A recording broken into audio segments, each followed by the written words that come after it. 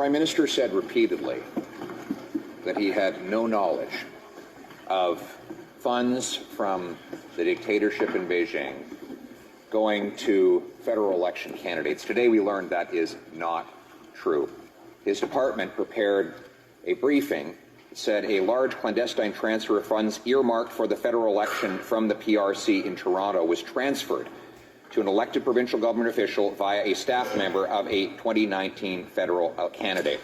Why did the Prime Minister say the opposite of what he knew to be true? The Right Honourable Prime Minister.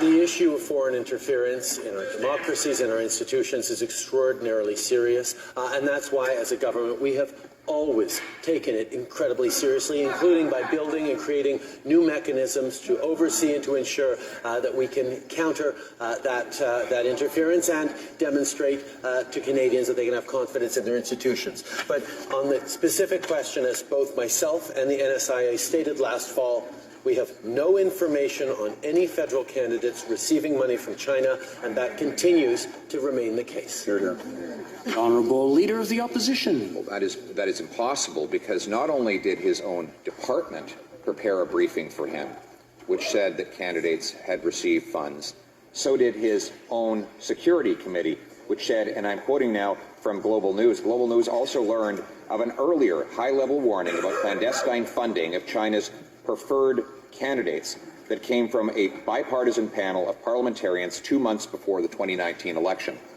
That so-called bipartisan panel is the Prime Minister's secret committee. They report to him. He knew. Why did he say the opposite of what he knew? Right Honourable Prime Minister. As I said last fall, as the National Security and Intelligence Advisor stated, we have no information on federal candidates receiving money from China. That continues to be the case. In regards to the National Security and Intelligence Committee of Parliamentarians, Mr. Speaker, I'm happy to correct the honourable member and highlight that committee actually publishes reports to Parliament and to the public. That is something that is very, very clear. It's a committee of parliamentarians that get top secret clearance so they can look at everything our intelligence committees do and then report back to our Parliament. Well, Leader of the Opposition. Well, Prime Minister stated another falsehood. He said it reports to public. Many of its findings are not reported to public. And second, Section 21 of the Act that creates that committee states that its reports go to the Prime Minister.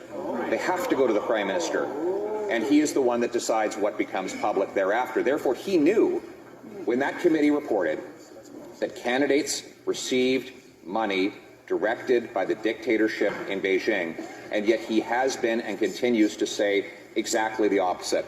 Why? The Right Honourable Prime Minister. Mr. Speaker, parliamentarians can now go to the Library of Parliament or go online and see reports from the National Security and Intelligence Committee of Parliamentarians that were released publicly to them. The National Security and Intelligence Committee of Parliamentarians, which the previous Conservative government opposed as an oversight body, actually allows parliamentarians to attain those top secret clearance levels to look into everything our intelligence agencies do and report back to Parliament, to me, to Canadians on how that's working. Honourable Leader of the Secret Committee says, and I quote, each year the committee must submit to the Prime Minister a report of the reviews it conducted during the preceding years. In other words, he did receive the report. He should stop playing word games. Nobody needs to go to the library. What we need to do is get to the truth. The Prime Minister knew that his own security committee said Beijing had directed funds to candidates in preceding elections, and yet he continues to say exactly the opposite. Is he saying that the committee is lying? The Right Honourable Prime Minister.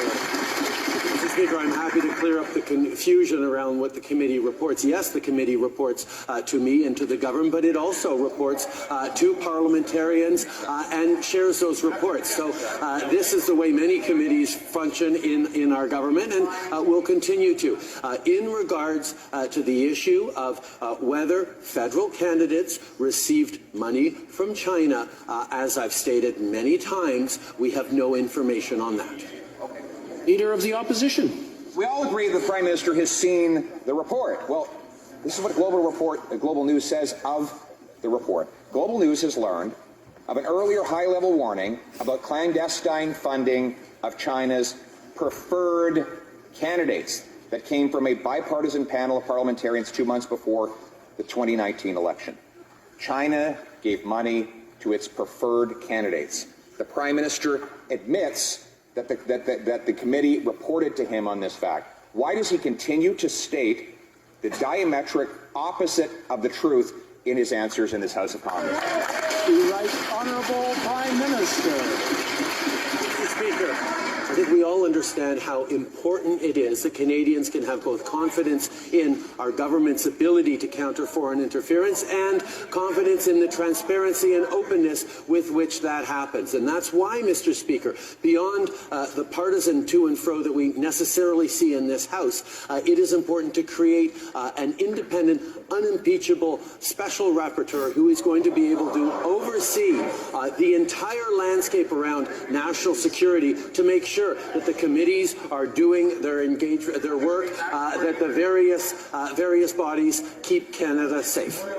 The Prime Minister would have been briefed on foreign interference in the elections multiple times between 2019 and 2021 and 2022.